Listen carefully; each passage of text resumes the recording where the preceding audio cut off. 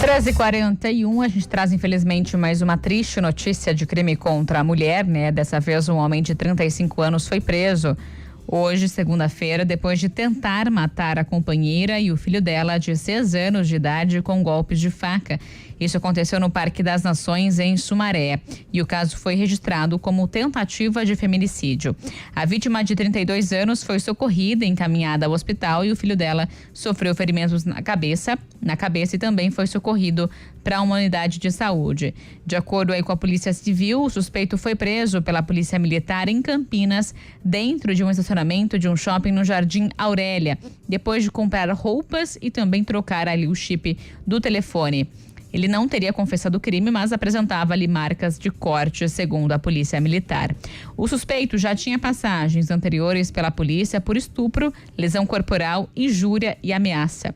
E o caso foi registrado na Delegacia de Defesa da Mulher de Sumaré. 13h42. Mulher em Pauta.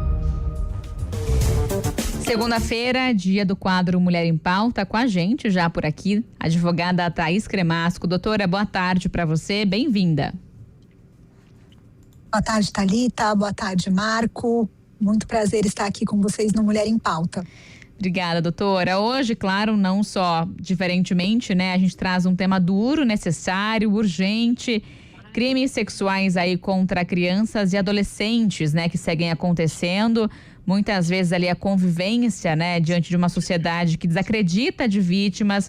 A gente tem especialmente, infelizmente, as mulheres, né, meninas, mulheres que acabam sendo vítimas. Hoje, inclusive, dando gancho aí ao nosso assunto, né, teve um piloto de uma companhia aérea que foi preso. Esse homem tem 60 anos e ele foi preso hoje pela manhã no aeroporto de Congonhas, suspeito de exploração de pornografia infantil e estupro de vulnerável há pelo menos 8 anos. Doutora, é um crime duro, né, de se noticiar e que infelizmente está aí no dia a dia, né? No jornalismo, infelizmente, a gente acaba tendo que noticiar muitas vezes, né, esse tipo de situação.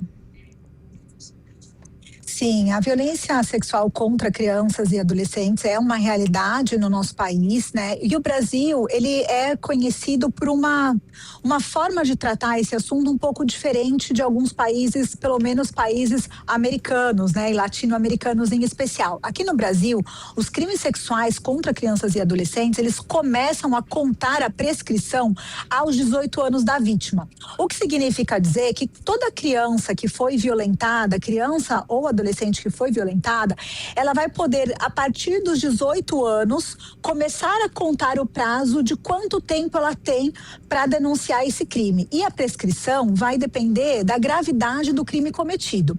Então, é verdade que o Brasil, ele tem uma legislação que é bastante moderna no sentido de organizar que a vítima possa denunciar esse crime após os 18 anos, quando começa a contar a prescrição. E isso ficou muito em alta e muito pensado quando a gente começou a ver, no caso Epstein, o quanto as meninas que perceberam essas violências depois de adultas, muitos desses crimes já estavam prescritos. Então é muito importante que essa prescrição continue dessa forma, ou seja, a criança que não percebe ou que não sabe que foi violentada, quando ela se torna uma mulher adulta, ela vai poder então denunciar essa violência e a depender do crime, depois de 20 anos ela ainda pode denunciar. Então tem alguns crimes, como por exemplo o estupro de vulnerável, que a pessoa com 30 anos, 38 anos vai poder denunciar aquela violência, o que é muito importante numa sociedade que ainda violenta crianças e adolescentes de uma forma muito, muito pesada. Uhum.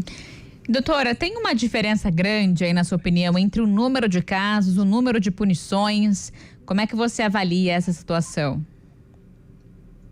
Eu acredito que, em primeiro lugar, existe muitas pessoas que não denunciam. A gente sabe que a violência contra crianças e adolescentes ainda é um crime muito subnotificado, porque muitas vezes a criança tem medo, vergonha de denunciar e só acaba denunciando quando um adulto ou a escola percebe. Então, a escola ainda é um grande aliado no combate a esse tipo de violência. Então, o primeiro passo, né, a primeira coisa assim, que a gente percebe muito quando é esse crime é a situação daquela criança criança que não denuncia, que não sabe identificar. Por isso que a educação sexual dentro das escolas é muito importante para as crianças saberem de fato os seus direitos. Então, tem esse ponto que é a dificuldade de reconhecimento e denúncia, e também eu queria trazer para o nosso programa muito sobre a questão do estupro de vulnerável. Menor de 14 anos de idade não pode ter relação sexual nem consentida. Então, aquela família, aquela mãe que fala, minha filha namora, vai na casa do namorado, dorme no namorado. Quando essa criança tem menos de 14 anos, especialmente se é um adulto, isso é considerado estupro de vulnerável. Então a gente precisa tirar isso da ordem da normalização, porque a gente sabe que muitas crianças e adolescentes estão em relacionamentos menores de 14 anos e isso é uma ilegalidade, isso é um crime, né? A gente não pode permitir isso enquanto sociedade. Claro. E ali no caso, né, de quando do não consentimento, né? Do caso realmente do estupro, quando o agressor ali é alguém próximo, um familiar, enfim, um padrasto, tio, alguém de confiança, a justiça vê essa situação prevista em lei como um agravante. Com certeza, se a pessoa se utilizou, né, dessa proximidade, e na maioria dos casos a gente sabe que é assim que acontece, para conseguir ele vai ter então um agravamento da pena em decorrência de ter usado a confiança daqueles familiares e da própria vítima para cometer esse tipo de violência. Doutora, a sociedade precisa ainda mudar, né, para que esses crimes deixem ali muitas vezes de ser tratados como uma exceção e passem ali a ser enfrentados com seriedade necessária, né? Enfim, você pontuou agora a questão das meninas de 14 anos de namorarem mesmo ali tendo relacionamento com o consentimento, também ali entra numa situação delicada. Sim, com certeza precisa existir uma mudança social, não só em relação a esses casos, mas também a gente percebe muito que existe uma normalização até de atos que são absolutamente libidinosos. A gente, muitas vezes a gente apresenta e acontece situações que a gente percebe dentro, por exemplo, de redes sociais, de pessoas dando beijos totalmente impróprios numa criança, aquele pai, aquela mãe que gosta de beijar a criança na boca, isso é um absurdo, né? Então, enquanto sociedade, nós ainda normalizamos atos libidinosos com crianças, o que é, ao meu ver, extremamente, perigoso normalizar esse tipo de situação. Então, nós precisamos sim ter algumas mudanças sociais de perspectiva do que é viável e do que é inviável no trato com crianças e adolescentes, porque muitas vezes esses que a gente chama de pequenos atos e hábitos de violações acabam normalizando para a criança atos maiores, o que traz um número muito grande de violências contra nossas crianças, especialmente aqui no Brasil. E doutora, para a gente poder finalizar, para quem suspeita, né, ou tem conhecimento ali de um abuso contra uma criança, um adolescente, quais são ali os caminhos legais para poder fazer a denúncia e também proteger a vítima desse caso? A denúncia é feita nas delegacias através do boletim de ocorrência. O crime normalmente, né, o que mais acontece é a questão do estupro de vulnerável, que é um ato libidinoso com um menor de idade, e essa pessoa pode fazer a denúncia em qualquer delegacia ou numa delegacia especializada. Então a gente sabe que essa é a forma e o processo vai começar e vai acontecer, e costuma ser um processo que não demora tanto, e a palavra da vítima, da criança, é muito importante nesses casos.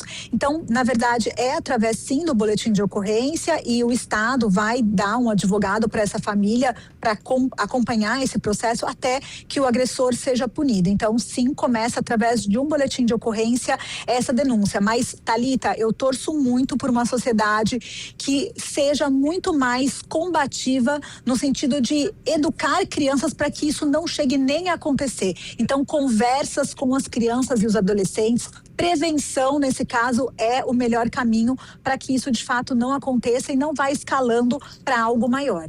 Tá certo, doutora. Obrigada aí pelas informações hoje aqui no quadro Mulher em Pauta. Até semana que vem. Eu que agradeço. Obrigada. Até semana que vem. 13h51, intervalo. Estúdio CBN.